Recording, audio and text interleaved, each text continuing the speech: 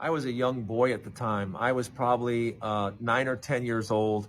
I was delivering the Philadelphia Inquirer at 5 a.m. in the morning, and I had a customer that left me a note, and he said, I have trouble with opening the door with my hands. He says, could you open the screen door and leave the newspaper in the door? So I said, I'm thinking to myself, yeah, I can do that. I can do that every morning. So every morning I would, deliver the newspaper, and I had I had 108 deliveries to do. I had 108 to go. So I would, plop the paper. Usually I'd put it underneath a mat or something like that if it was windy. If not, I'd just plop it in front of the door. But I would always make sure to open the door and put his in there, because his latch did kind of stick a little bit. But I would, push the button real hard and jerk it open and put his paper in the door. And after about a couple of months, I noticed that when I went to collect, because every week or every 2 weeks you would go to collect for the newspaper. Back in those days, you would, knock on the door. Hey, I'm collecting. You owe me, $2.85 or whatever it was, And I would knock on his door, and he would answer every other week, and it would be like $2.85. And he would always give me a $5 bill, which was huge. He'd walk to the door and he would have a lollipop in his mouth. It always seemed to be the lemon one, but sometimes he had a red one, sometimes a lemon one. But he always had a lollipop in his mouth, and he always had a little wry smile. And he would walk over and he'd hand me a $5 bill, and he'd say, "Thank you very much. I appreciate everything you do." And I thought, I don't do much. I just leave the newspaper inside the door for him, But he always made it seem like a very big deal, Every time I'd go to collect, "Thank you very much for what you do. I really appreciate it. Here you go. Keep the change." Every time. So about a couple of weeks went by, and my mother were at the store. And I see they have this display of all these lollipops on sale for a dime. And they're yellow and red and green. You probably remember that, the lollipops that are in the plastic. You probably remember them, right? Well, they were on sale for 10 cents. And I thought to myself, wow, what a neat thing. I'm going to buy 10 or 20 of them, and in the paper, I will tape a lollipop to the paper.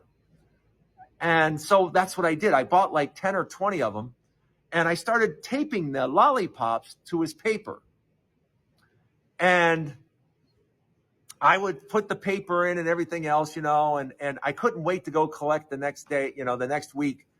And I go to collect, and there he is, and he had the biggest smile on his face, and he was looking really tired and really old, And I said, hi, how are you? I said, did you get he goes, "Oh, I get these every day."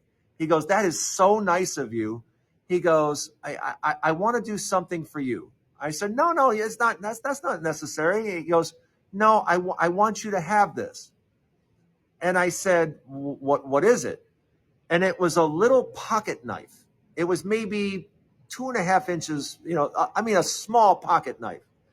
He said, "I've had this since I was a kid." And he said, "I want you to have it because you remind me of when I was a kid." And I said, "Are you sure? Are you sure you've had this?" He goes, No. I want you to have this. And I said, "All right." So, it went on for a few more weeks, and stuff went by. And I went to collect at his house, and a woman answered the door. And I said, "Yeah, I'm here to collect for the newspaper." And she said, "Oh, yes, my father's passed away." I said, "He's passed away?" And she goes, "Yeah, he was under treatment for cancer, and he died last night in his sleep." She goes, "You're the newspaper boy, right?" And I said, "Yeah." And he said, she said, I have a note for you.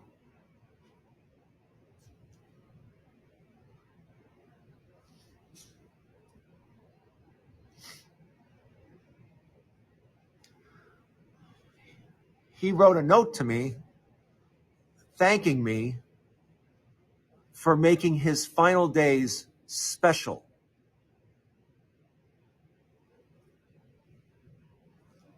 And that the lollipops made him feel like a kid again. And they helped him with the chemo, I guess. As I talked to his daughter, he was doing the lollipops because the chemo was affecting his taste buds and he didn't like the metal taste. And she said in his final days that it was very difficult for him to even eat those anymore. And yeah, I told you that story because sometimes we forget how important little acts of kindness really are.